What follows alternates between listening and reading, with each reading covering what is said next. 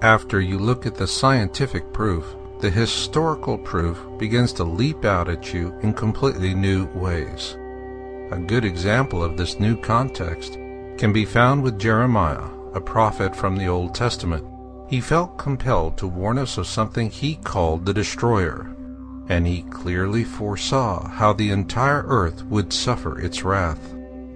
In Jeremiah 25:32 and 48:8 we read, "Disasters will soon spread from nation to nation. They will come like a powerful storm to all the faraway places on earth." Here Jeremiah clearly warns us that this future cataclysm will beset us on a global scale. He goes on to say, "The destroyer will come against every town. Not one town will escape. The Lord said this will happen." Here, Jeremiah identifies the global cataclysm as being caused by something he refers to as the destroyer. So, are there any similar ancient texts from this same period of time that give us the same exact wording? Yes, there is. For this, we go back to the Exodus, which was as much a blessing for the Hebrews as it was a terrible curse for the Egyptians. In the aftermath of Exodus, the Egyptians had lost their faith. Their own pantheon of gods had proven impotent before the powers of the Hebrew God. Just as we felt compelled to understand why 9/11 caught us so unawares, the Egyptians needed to understand what happened to them as well. So as the Hebrews began to write the Old Testament, the Egyptians simultaneously penned a massive anthology called the Great Book. The original text was written in ancient Hieratic and was later translated into Phoenician and then on into English. In its original form, the Great Book was the size of a modern encyclopedia, and it offered very precise historical accounts.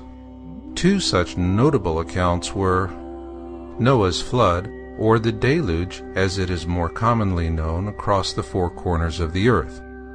In the Egyptian account of Sesuda and Hanok, they described an ark very similar to the one built by Noah, and in much the same manner. Then there are the Egyptian accounts of the 10 plagues of Exodus.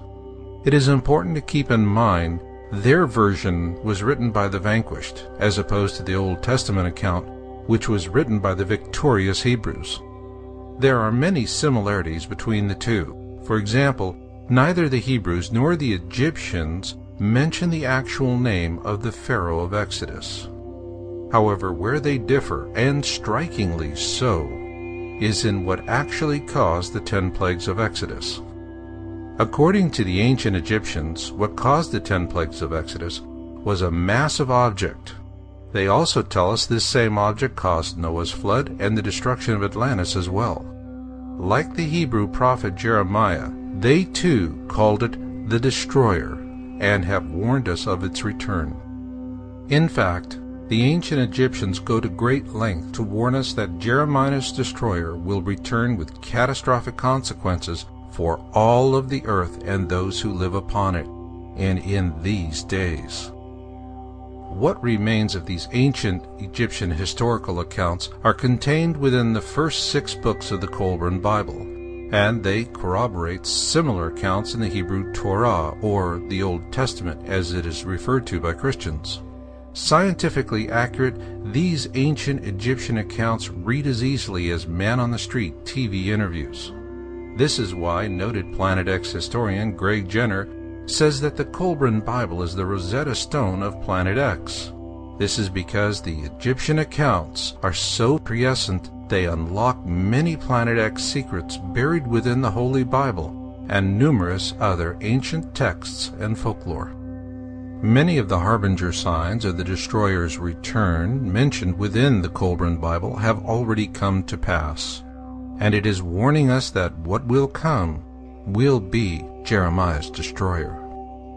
The Kolbrin Bible gives us many examples of what this is going to be like, and most notable comes from the Book of Manuscripts. When blood drops upon the earth, the destroyer will appear, and mountains will open up and belch forth fire and ashes.